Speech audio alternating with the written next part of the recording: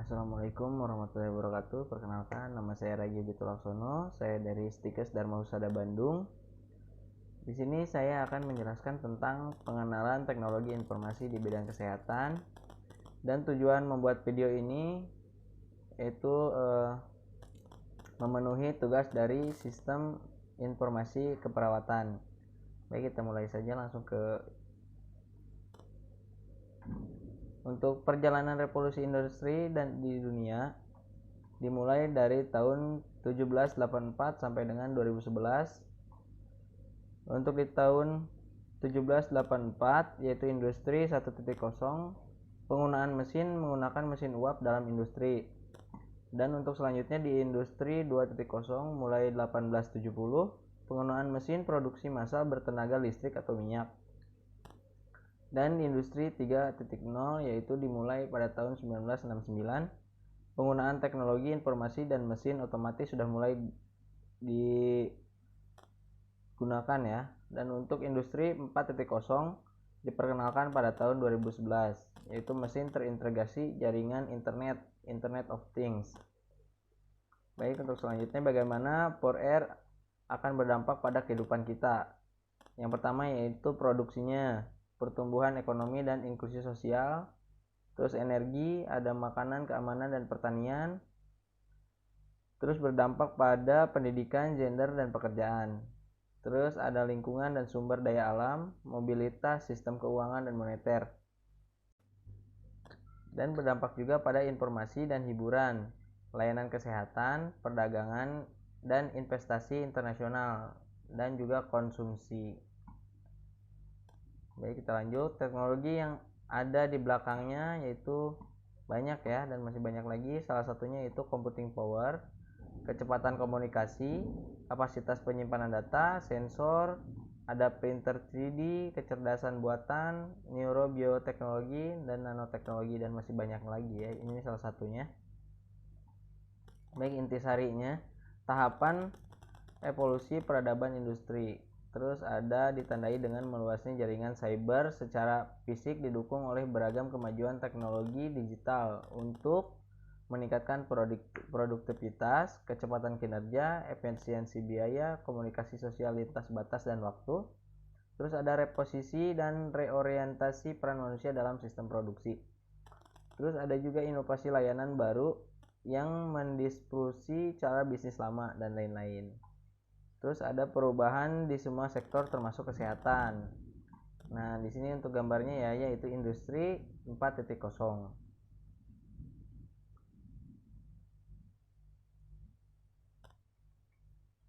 Oke, kita lanjut. Untuk di era revolusi industri 4.0 dikenal dengan penemuannya sebuah pabrik pintar yang berisi mesin dan robot, di mana keduanya sanggup untuk mengerjakan pekerjaan-pekerjaan rumit secara otomatis tanpa harus melibatkan manusia. Jadi untuk semuanya udah dikerjakan dengan mesin dan robot ya. Baik, untuk keduanya era revolusi industri 4.0 di bidang kesehatan, yaitu karakteristik dalam industri 4.0 ada cyber physical system, Internet of Things, cloud computing, artificial intelligence, dan big data. Terus diimplikasikan menjadi perubahan pola pelayanan pasien di RS TIK sebagai kebutuhan dalam mempermudah pelayanan. Nah, di sistem komputer sebagai kebutuhan dalam mempermudah pelayanan. Terus mengubah pola komunikasi pasien dan dokter dengan adanya pelayanan terhadap pasien melalui teknologi dan informasi. Itu untuk regulasinya ya. Dan kesehatan digital, gelombang keempat peradaban manusia menurut Sonier di tahun 2018. Nah, setelah memasuki gelombang ketiga yaitu era informasi, menurut Alvin Toffler 1980, manusia akan berhadapan dengan gelombang keempat, yaitu adalah kesehatan digital seperti konvergensi yang banyak itunya. Ada revolusi digital, genomik, ilmu kesehatan, pelayanan kesehatan, kehidupan manusia dan masyarakat. Dan hasilnya yaitu disrupsi tatanan sistem kesehatan, ya ada juga pro dan kontranya ya.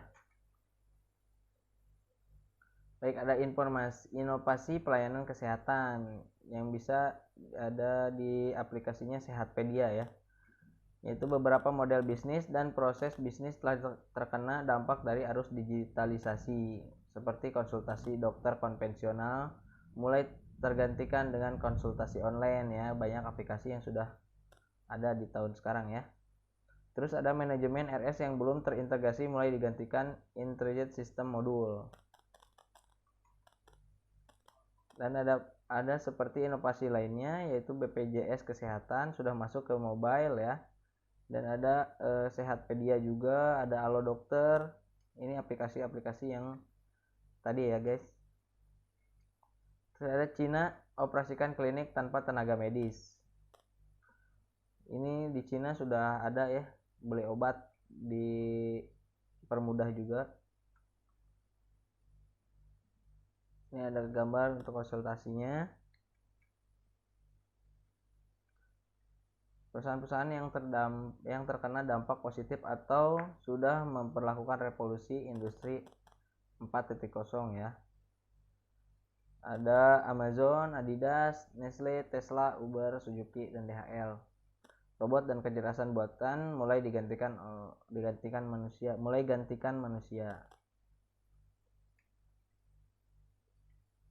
Tantangan pelayanan kesehatan di era disrupsi. Terus munculnya perubahan dalam dunia bisnis yang mengganggu keberadaan pelaku lama.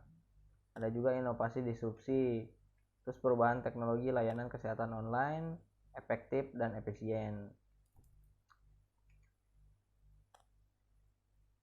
Nah, ini untuk mobil tanpa pengemudi dan akhir dari kisah asuransi mobil.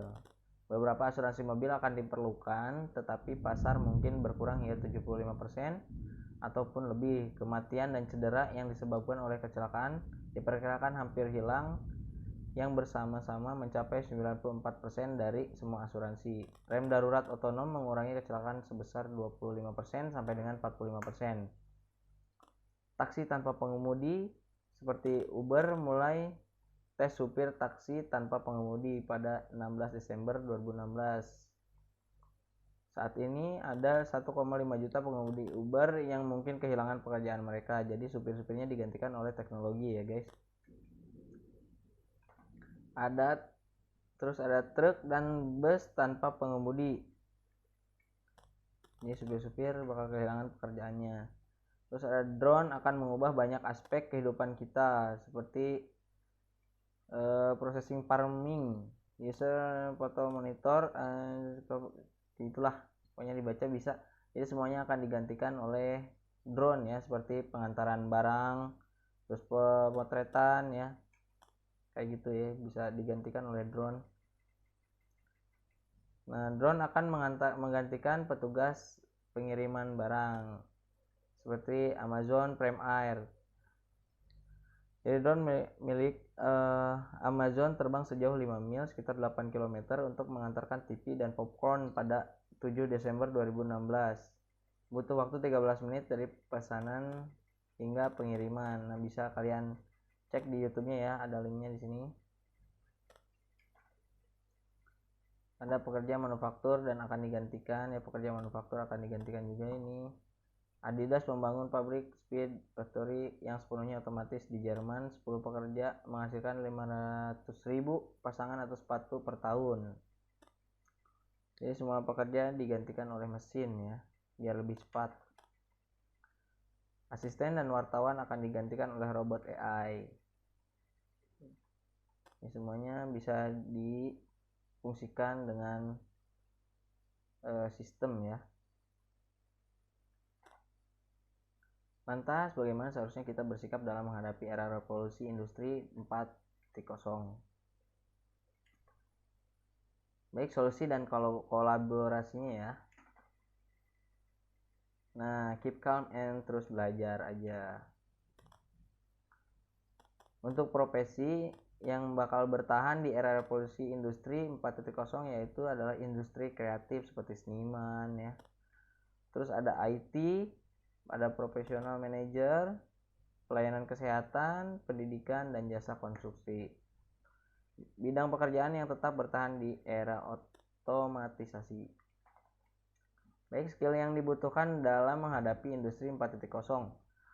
Terdapat beberapa keahlian yang dibutuhkan agar dapat sukses menghadapi dinamika dunia kerja yang terus berubah. Terdapat 4 keahlian utama yang dibutuhkan seperti berikut, yaitu adalah media literasi, visual literasi, multicultural literasi, global awareness, terus ada technological literasi, terus ada juga life and career skill.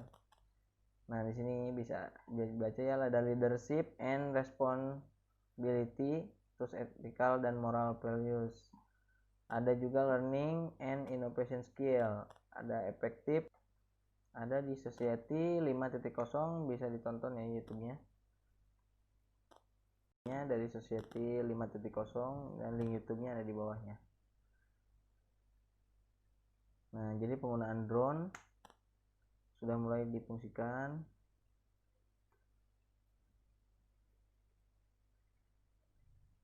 Untuk pengantaran sepatunya ya. Terus sistem teknologi sudah menggunakan AI itu ya. Jadi lebih dipermudah lagi.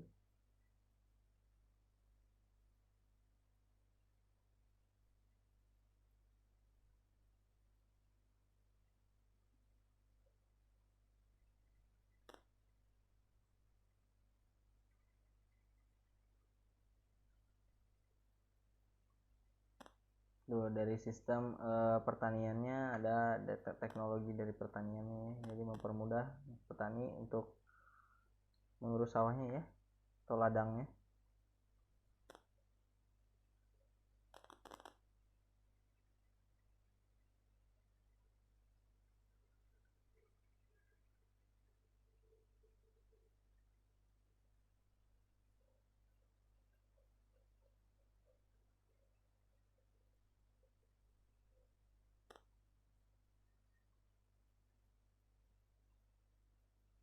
Nah, itu film dari Tokyo ya. Baik, terima kasih telah menonton video ini. Jangan lupa subscribe di bawah ya, ada tombol subscribe, terus ada tombol loncengnya juga. Like juga video ini biar nilainya bagus. Oke, terima kasih. Assalamualaikum warahmatullahi wabarakatuh.